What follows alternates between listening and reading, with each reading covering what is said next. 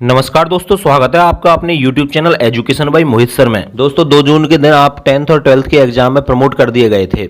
Corona महामारी को देखते हुए CBSE के बाद राजस्थान बोर्ड ने भी यह निर्णय लिया था कि 10th और 12th के बच्चों को प्रमोट किया जाता है। उसी वक्त कमेटी का निर्धारण किया गया था कि आपकी क्या 3 दिन में आपको रिपोर्ट देनी है, लेकिन कमेटी आज भी अपनी रिपोर्ट नहीं दे पाई। तो कमेटी अभी तक यह तय नहीं कर पाई है कि किस आधार पर आपको प्रमोट किया जाए।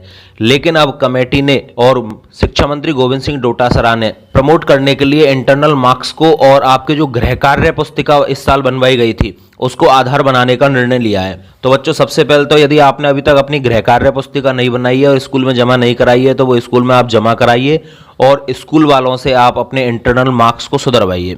चलो तो मैं वीडियो में पूरा आपको डिटेल में बताता हूं बोर्ड ने क्या निर्णय लिया है। यदि अभी तक आपने हमारे चैनल को सब्सक्राइब नहीं किया है तो चैनल को सब्सक्राइब जरूर करें, जिससे आगामी अपडेट आपको कंटिन्यू मिलती रहे। कोरोना महामारी की दूसरी लहर के कारण माध्यमिक शिक्षा बोर्ड ने कक्षा 10वीं और 12वीं की परीक्षा निरस्त करने के बाद अब नियमित परीक्षार्थियों के सत्रांक ऑनलाइन भरने के संबंध में दिशा निर्देश जारी कर दिए हैं। सामान्यतः रेगुलर विद्यार्थियों के परीक्षाओं के सत्रांक विद्यालय स्तर पर ऑनलाइन भिजवाए जाते हैं।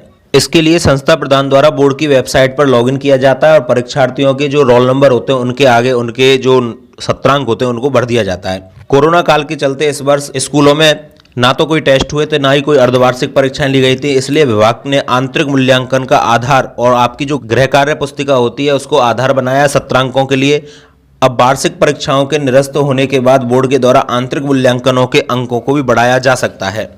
बच्चों, आपके आंतरिक मूल्यांकन के अंक बढ़ाए जा सकते हैं जो स्कूल से भिजवाए जाते हैं। इसलिए मैं आपको हिदायत दूंगा कि आप अपने स्कूल में कांटेक्ट कीजिए और यदि आपके अंक जो इंटरनल असेसमेंट के अंक हैं, या तो गृह कार्य पुस्तिका को लेकर या किसी टेस्ट को लेकर या फिर प्री बोर्ड को लेकर किसी भी कारणवश यदि आपके इंटरनल असेसमेंट में नंबर कम दिए गए हैं तो आप अपने स्कूल में कांटेक्ट करके उन नंबरों को सही करवाइए, जिससे वो नंबर आपके सही जा सके और आपका रिजल्ट सही आ सके। नॉर्मली आपकी कक्षा 12th के लिए अभी व्यवस्था क्या है कि जब आपकी प्रैक्टिकल एग्जाम होती हैं तब उस समय आपके जो मूल्यांकन के होते हैं फिजिक्स, केमिस्ट्री और बायोलॉजी के आपके 14 नंबर जाते हैं और हिंदी, इंग्लिश, मैथ के आपके 20 नंबर जाते हैं स्कूल से, और प्रैक्टिकलों के आपके 30 अंक होते हैं। वार्षिक पेपर आपके 56 नंबर के लिए जाते हैं और इस तरह से आपके 100 नंबर हो जाते हैं। बिना प्रैक्टिकल वाली सब्जेक्ट की बात करें, चाहे वो आर्ट्स का हो, कॉमर्स का हो या साइंस का हो, तो उनके 20 अंक जाते हैं मूल्यांकन के और प्रैक्टिकल के कोई 0 अंक होते हैं और वार्षिक उनकी 80 नंबर का पेपर लगता है। उस तरह से आपके 100 अंक हो जाते हैं।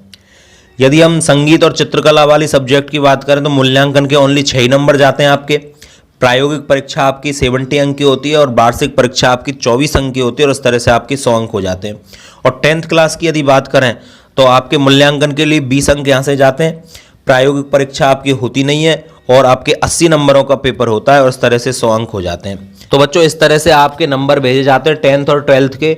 अब देखना होगा हमें कि इंटरनल मार्क्स के आधार पर आपको कितने परसेंटेज बनाई जाती है। अब बच्चों, हमें देखना होगा कि इंटरनल मार्क्स कितने अहम भूमिका निभा सकते हैं आपके रिजल्ट को लेकर।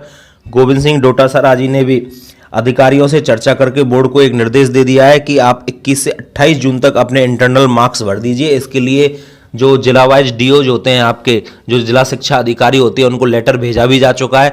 अब आपके इंटरनल मार्क्स 21 तारीख से 28 तारीख के बीच में भरने के लिए कहा गया है। तो अभी बच्चों, इसमें काफ़ी टाइम है, आप अपने स्कूल में कांटेक्ट कीजिए। मैं तो आपको बस यही सुझाव दूंगा, आप अपने इंटरनल मार्क्स चेक करवाइए स्कूल में कि वो सही से फिलअप हुए हैं या नहीं हुए हैं। आप अपने स्कूल में कांटेक्ट करके ये पता कर सकते हैं। तो चलो, आज के लिए वीडियो में इतना ही। मिलते हैं एक नई वीडियो के साथ। धन्यवाद।